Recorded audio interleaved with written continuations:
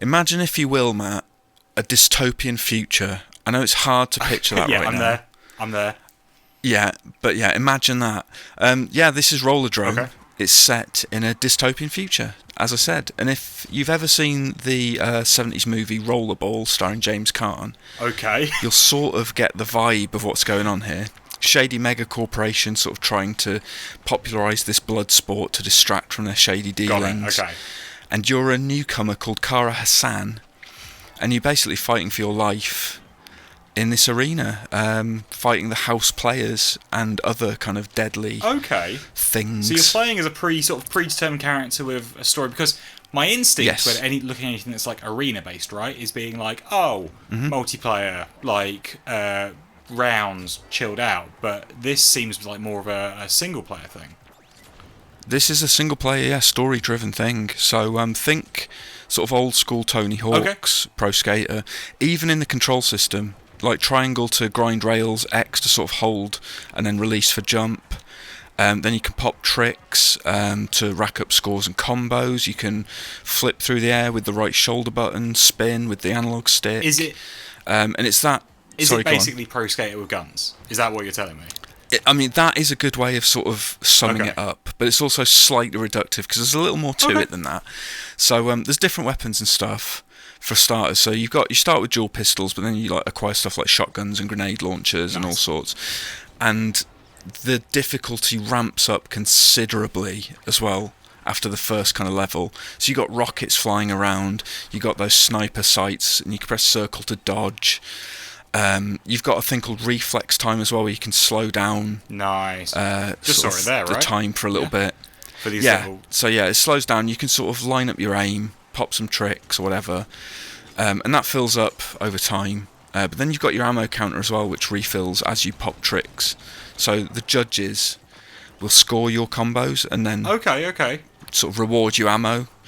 So the only way to keep your guns topped up is to keep doing tricks. So it's difficult, but in a good way. That feels like it nicely integrates the two abilities, right? The doing the tricks and the shooting. So you're not just rolling around shooting. It sounds a bit like almost like Doom's glory kills. That thing where you have to get in close and then to get ammo and health back to then start fighting more demons. That's not a bad analogy, actually. It seems like it definitely sort of works in, and I mean the art style is very nice as well. That sort of cell shaded, comic book style. Yeah, it reminds me. It shouldn't remind me that much of it, but it reminds me a bit of Cell Damage on the PS2. That real sort of like over the top, fast paced violence. This looks a lot better, obviously. That wasn't of course, the best game on the system, but no, this looks really good. Very very fast paced. Like. I'm watching this. Well, if you're watching this, I'm watching this, struggling to keep up with what you're doing. But in the moment, I'm guessing you're just sort of like flitting around. Well, it's that kind of ollie flow state, you know. Once you get into that and you're doing this reflex timer stuff and you're dodging, like you can dodge under their bats and stuff and dodge the sniper sights and dodge the rockets, or you can shoot the rockets.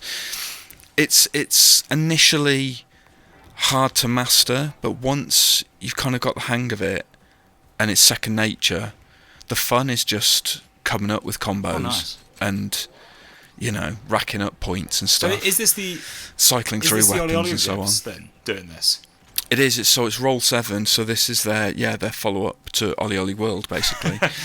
This is where they're going next for this dystopian. That's very cool, actually, because they've sort of been on Ollie Ollie for so long, right? And World was fantastic. You reviewed that, didn't you? That was. Yeah, I loved that. Yeah, and I mean that adopted a kind of cel-shaded style as well, didn't it? You can see the through line there between the two of them. But this kind of apes that 70s kind of vision of the future with kind of analog tech and stuff as well, because you'll notice they're not like rollerblades or anything. You're just on standard roller skates. I like that. That is good. So. And you got red boiler suit and a helmet, and that's it. So the whole sort of like death show thing as well reminds me a bit of. I don't know if you ever played Mad World on the Wii. Yes, I have Mad World, and I think I might have reviewed that ages ago. It's got that sort of vibe to it as well. Yeah. So this was a preview. How much of it did you end up playing? So I played a bunch of it. I played quite a few levels. Played the tutorial, played the first 2 stages, and then from there it kind of ramps up so much that I was retrying the first couple of stages just to try and get good. basically. And then there's leaderboards as well, so you're competing to try and improve your scores. But yeah, I mean, that's a short snippet before it comes out next month for PS5. So I hope you enjoyed what you saw of Rollerdrome. I certainly did. Yeah, and it's fun to play, fun to handle. So yeah, thanks for watching. Don't forget to like, comment, and subscribe, and we'll see you next time. Bye. Bye.